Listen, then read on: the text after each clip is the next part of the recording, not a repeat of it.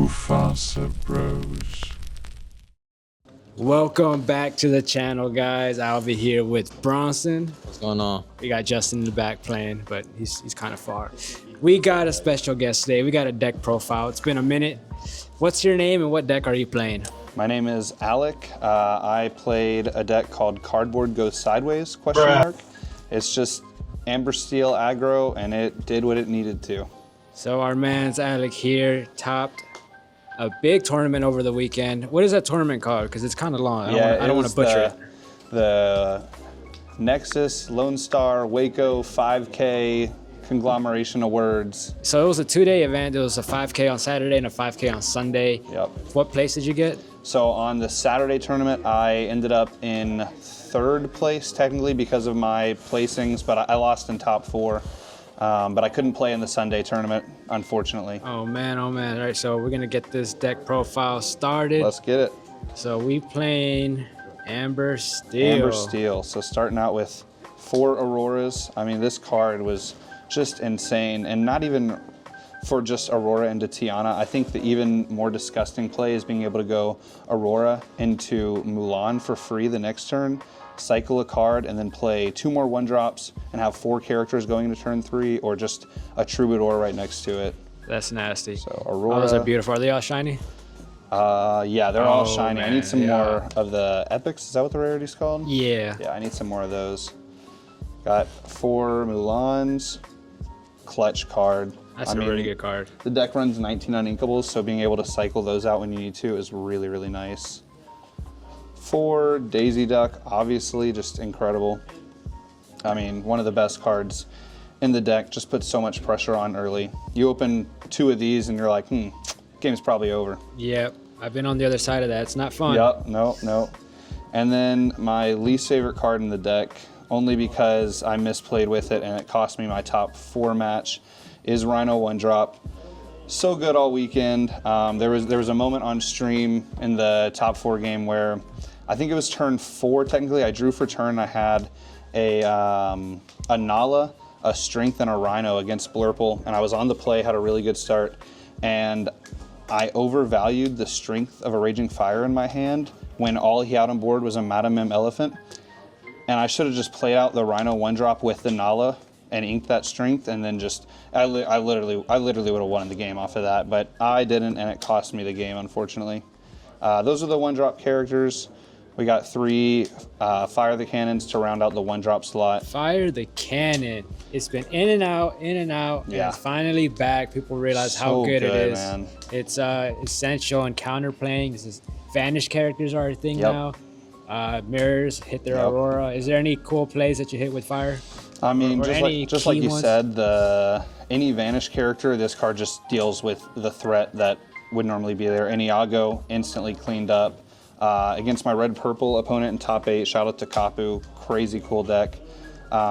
He went like turn 1, the Palace Guard or whatever, whichever one's the Vanish character, and I went turn 2, play like a Daisy, play a Fire the Cannons, and it was just pretty much over for that game just because this card is so good. And yeah, like you said in the mirror, getting rid of an Aurora when they have this whole line in their head of going Aurora Tiana or Aurora something else just completely changes their game plan and usually lets you get back control in the mirror.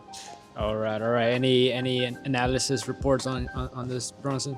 No, everything looks good. All right, 2 drops. All right. How many 1-drops is it? It's like 20? It's 19 1-drops, 16 characters, 3 Fire the Cannons. Man, I'm a 8 1-drop kind of guy. Maybe 9 every once in a while. That's a lot of 1-drops. It's a lot of 1-drops, but in this deck where you can just go brrr with 1-drops and then dock to refill, it's nice. All right, 2-drops, probably the best slot in the deck in my opinion. Like just the most powerful cards are right here. So we got Troubadour, who when I first saw him in Sky's list, I didn't get it. And then I thought about it for like 10 seconds and went, wait a second, this card just puts so much pressure going first. Because if you're going first now, that means turn 3, if you play a lady and another character, you're strengthening for 4 on your 3rd turn. And in the mirror, or or in like the purple steel matchup, if you're on the draw, this card comes down on turn 2. And then they can play their 3-drop, but if they don't have a Troubadour, you're still stinging Strength before them. Like you can just absolutely win the matchup with that. So this card, probably the best 2-drop Normally I play control decks, so this is probably my favorite card in the deck just because it puts so much pressure. Seems like a secret ramp. Yeah, Secret it ramp. really is. It absolutely is.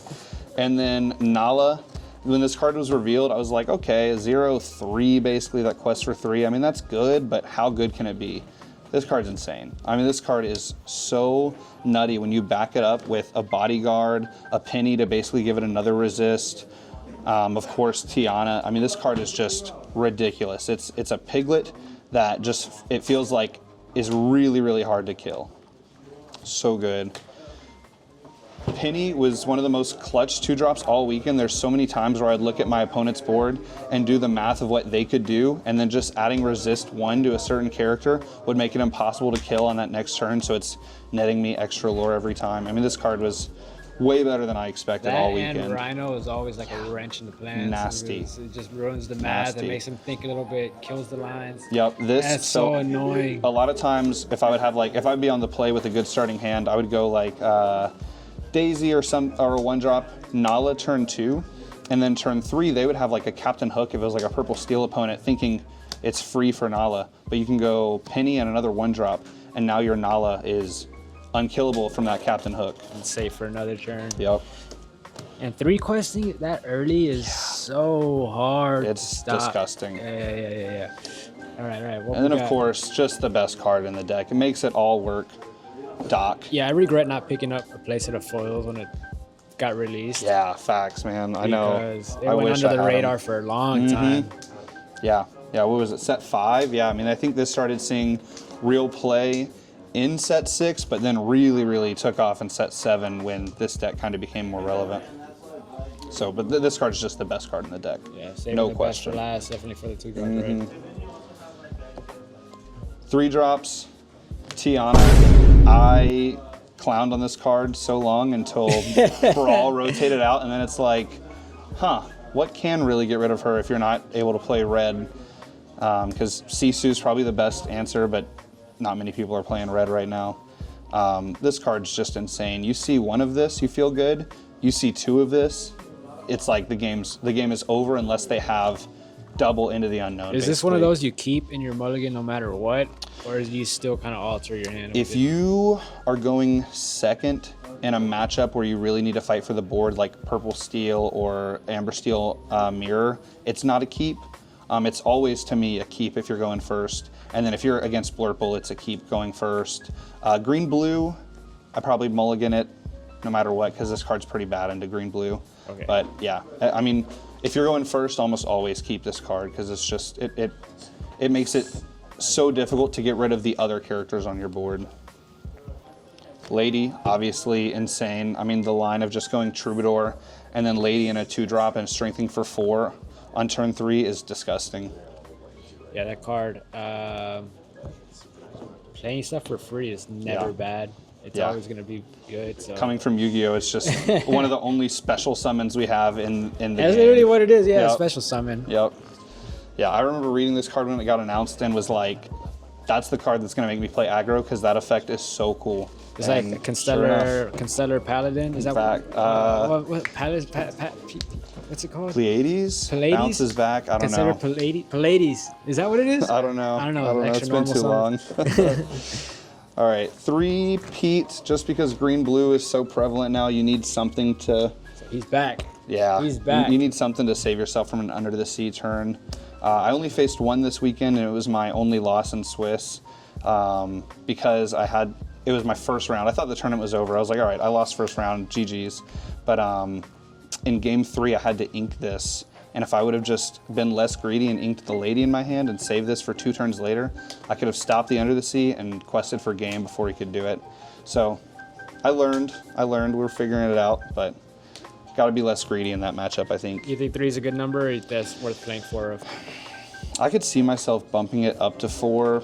The card I think I'm going to cut, we'll get to. It's one of the 4 drops, but I could see myself bumping this up to 4 just because he's inkable when you don't need him and so good when you do need him. And then lastly in the 3-drop slot, I mean, Strength of a Raging Fire, just insane. I wish I would have inked this in my top 4 matchup, game 3, but I just overvalued this card in that I was watching the stream scenario. live, and I was like, I'm not an Amber Steel player, so we'll see how it plays out. And then like 2 turns later, it's like, dang, if Yeah. he really did just ink that instead of Yeah.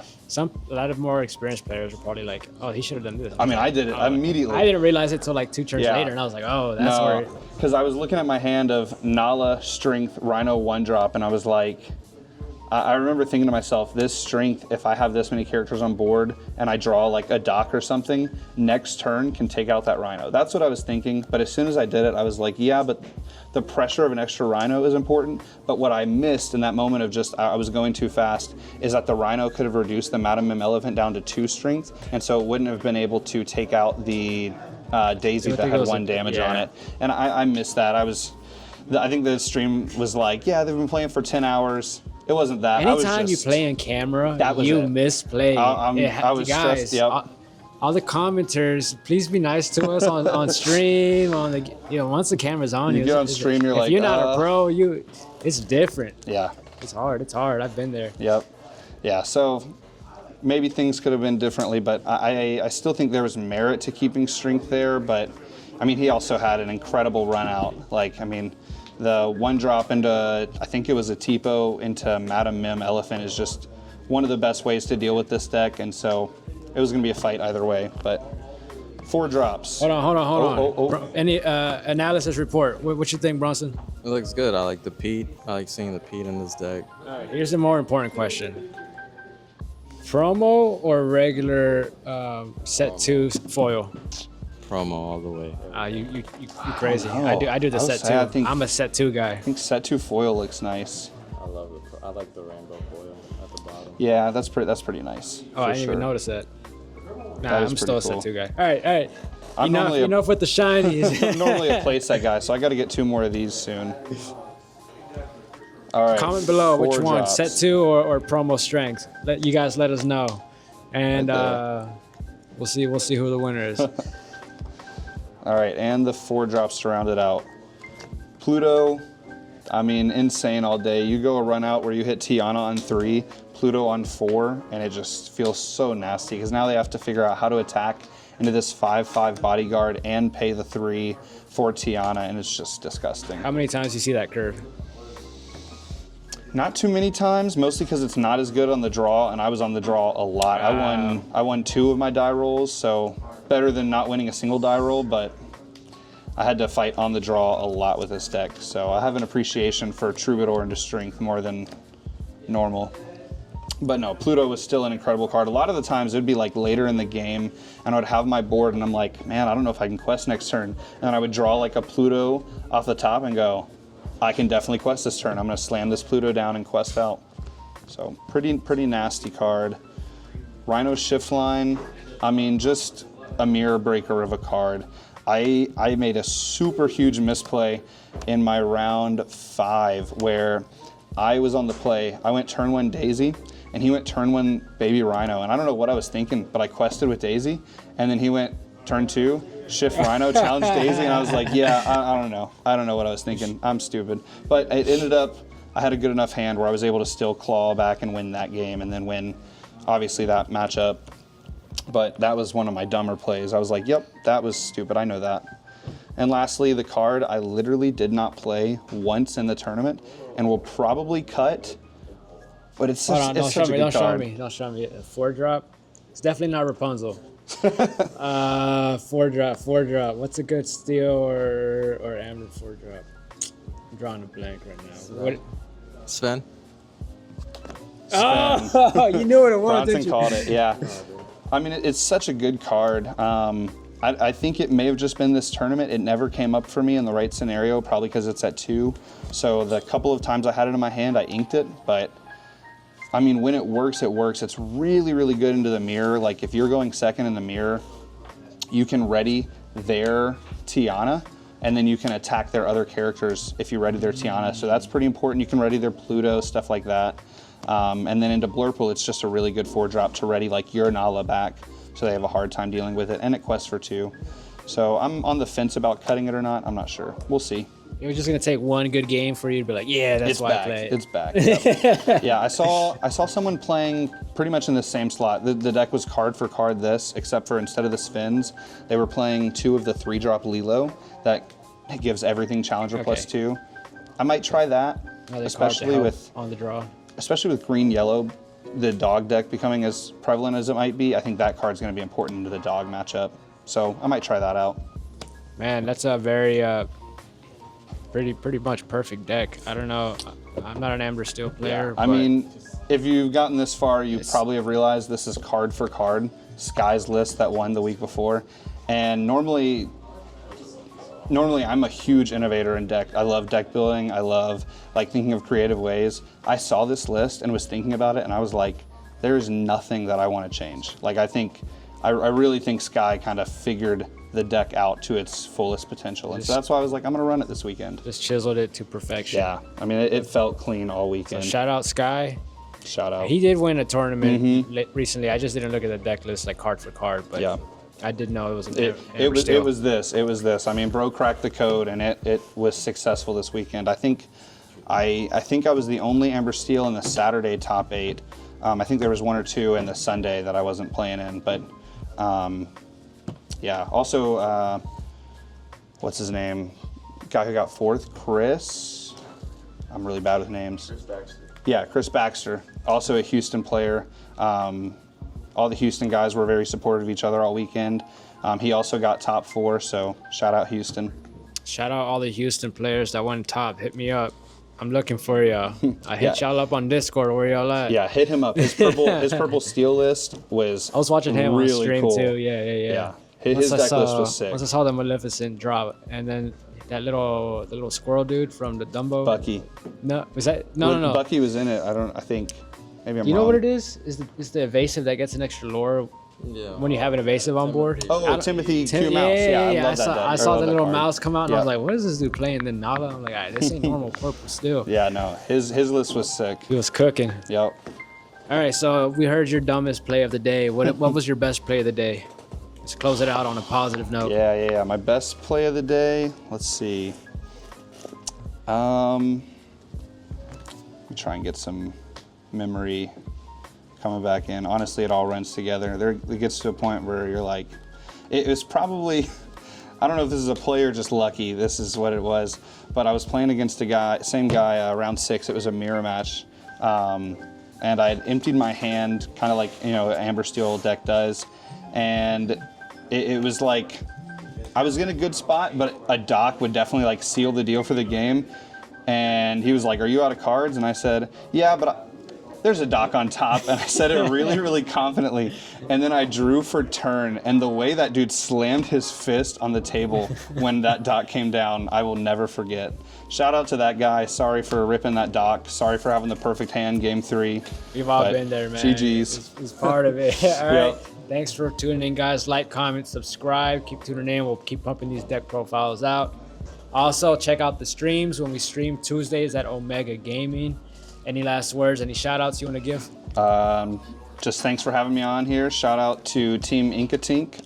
Shout out to my friend Dylan who went with me. Shout out to my wife down there. This is her deck, card for card. This is what she plays every week, and I stole it from her. So huge shout out to her for lending me the deck. All right. W. Maddie. Good job. Let's go. Peace out, fellas. Thank you.